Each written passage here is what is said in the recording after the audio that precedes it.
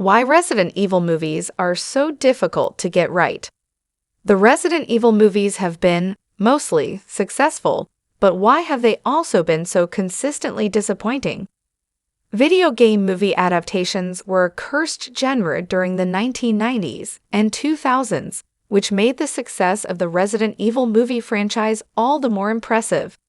The original film had little in common with the games, but it made Milla Jovovich an action star and spawned the first successful franchise based on a game series. Since Jovovich's Alice retired from her monster hunting following the end of Resident Evil, the final chapter, the franchise has struggled to find a new direction.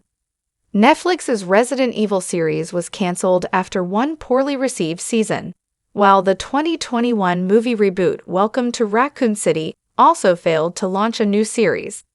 It's possible that Jovovich's Alice, a character original to the movies, was so key to the series that audiences stayed away after she exited.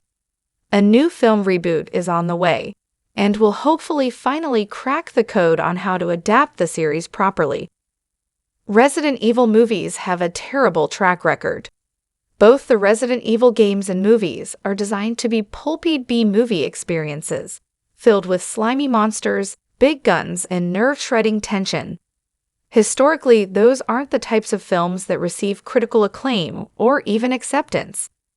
That said, the fact none of the Resident Evil movies to date have received a fresh rating on Rotten Tomatoes speaks to their critical perception.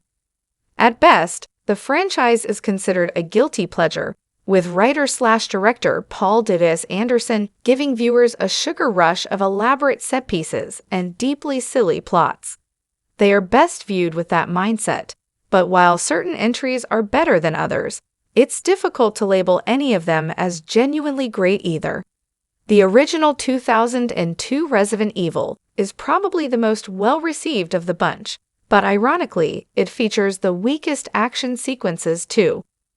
The Resident Evil sequels became virtually plotless, with Jovovich's Alice wandering from event to event with little setup. Jovovich always played the role with gusto, but Alice is a cipher with an ever-shifting backstory and persona, and for a horror series, it's frighteningly low on scares or suspense. The latter sequels became virtually plotless too, with Alice wandering from event to event with little setup. All those weaknesses aside, audiences always came rushing back for the next installment. The Resident Evil franchise has been mostly successful. The first Resident Evil arrived around the same time as 28 Days Later and Zack Snyder's Dawn of the Dead, which revived the dormant zombie genre for mainstream audiences. The film did good business both theatrically and on DVD, and each successive outing in the Alice saga, bar 2012's Retribution, grossed more than the film that preceded it. It helped that overseas audiences also dug Resident Evil, with the series having a loyal global fan base. Paul W.S. Anderson and Milla Jovovich also attempted to launch another video game movie franchise with 2020's Monster Hunter, though that film has yet to receive a sequel.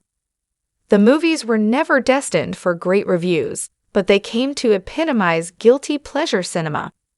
The lowest performing outing by far was Welcome to Raccoon City, which limped to $42 million worldwide on a $25 million budget. Despite being the closest to the games by a considerable margin, gamers still disliked it, and while it reportedly did well on VOD, this wasn't enough for a sequel to get greenlit. Why it's so difficult to get Resident Evil movies right. The world has yet to see a truly great movie with Resident Evil in the title, but the question is why? It's well known that the late, great George Romero almost directed an adaptation of the first game that was reasonably faithful, but creative differences led him to drop out. There was also a mandate from the movie's producer that the film wouldn't be especially gory. This accounts for why the R-rated franchise still feels quite tame. Anderson also believed it was best to make the films completely different from the games to offer fans a new experience. Anderson certainly succeeded in that aim, but it also means none of the Resident Evil films fell in line with the games. In truth, it would be tricky to recapture the atmosphere and survival horror mechanics of the series on the big screen, but it can be done. Movies like Crawl or The Descent showed how to translate survival horror into a movie while keeping the suspense and fear intact. Neither the Jovovich/Anderson era nor Welcome to Raccoon City captured that, but the next installment could change that.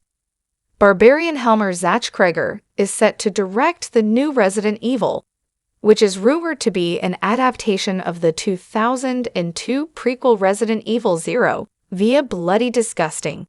Kreger clearly knows a thing or two about horror,